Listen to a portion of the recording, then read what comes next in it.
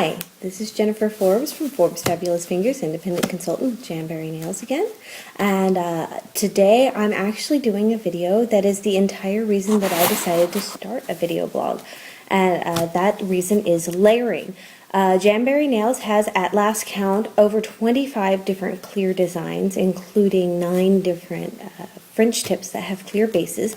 And we're always telling people that you can take a clear design and layer it on top of a solid or an ombre and make it a different design. And everyone always asks me, well, how simple is it? And I'd say, it's really simple, and I'd never done it.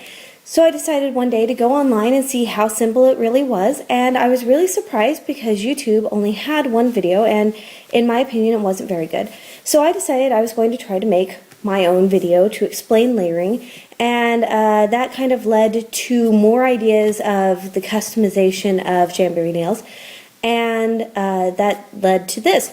So my first advanced technique in Jamberry nails is showing you layering, and today I'm going to be doing my Christmas manicure. So I'm going to be using Deck the Halls, which is really cute little Christmas lights, and I'm pairing it with Sugar Plum Glimmer because I couldn't think of a better color for Christmas than Sugar Plum, and they're going to come out kind of looking like that.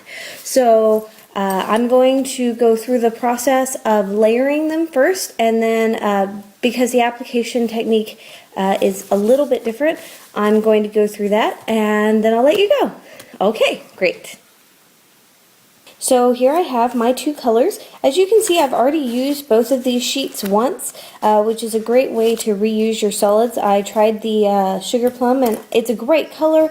I'm just not normal enough for it, so I decided I was going to try to layer it, and I let my grandmother use these for a luncheon. So they were both sheets that I had to use up anyway, so that was great.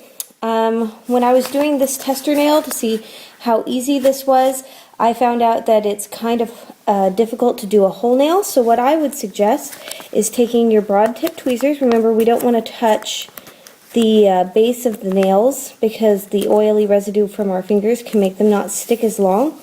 And the great thing is, I'm going to hold these up with a white back.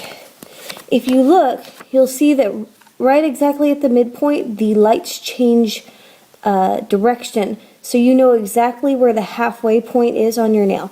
So what I'm going to do is I'm going to lift up the bottom of this, and I'm going to use my scissors, and I'm going to switch hands because my left hand is kind of stupid, and I'm going to lift it up and I'm going to cut across the halfway point of the top shield. So now I have half of a shield and I have my solid. So once you get this down, there's really no getting it up. So the other positive thing about doing this is that now you can lift it from the top, because I have freakishly short nails. It won't matter if I touch the top. And I just match it up really nicely with my solid.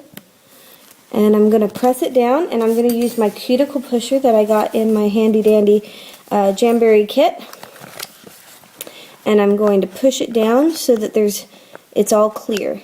And now if you look, you can see that I've got half of a shield with Christmas lights and half of a shield that's plain. So now I can push that down really hard, make sure it's all even, and then I will take my tweezers and lift up the other half of that shield and go ahead and put it down on the clear. So now they match up nice and neat, and you can't even really tell that I cut it. I can tell because I'm crazy. But see, I'm going to push it down a little harder, even though I'm not going to use the far center. I think it's good to have it all well adhesed. So there's the final product of it just going on the nail. So I've already cleaned my nails. I'm going to just one more time put acetone on my thumb, just because I sometimes get oily in between. I'm going to adjust my camera a little bit. Today, because of reasons that can only be explained by I am working on my organization technique, I can't find my Jamberry dryer, so I'm using my original My Heat, which I got approximately 1 week before they announced that we were going to be getting our own heaters. So because it cost more than the Jamberry heater, I will be using it until it's of no use. So I'm going to pick up my shield, both of them. Now they're really well stuck together, just FYI. And again, I'm going to hold the shield in my left hand, and I'm going to cut it across the line that's already there. And I'm going to make sure that nothing's stuck to each other, which it really is right now. Okay, so now I have my half shield, and I'm going to put it on my Heat just like I put it on my Jamberry dryer. I'm going to check my nail to make sure it's all nice and pretty, but it is. And now we're already starting to get flexibility from our shield, and I'm going to pick it up from the flat end, and I'm going to place it nice and neat on my thumb, just like that. It's just going to press right down, and like I do in my typical one, I'm going to pull it a little bit. Now these are a little bit stiffer because there's 2 of them. So now I have my shield on my thumb. And as always, I'm going to trim it.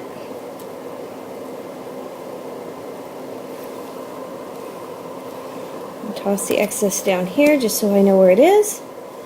And use my file, my handy dandy Jamberry file.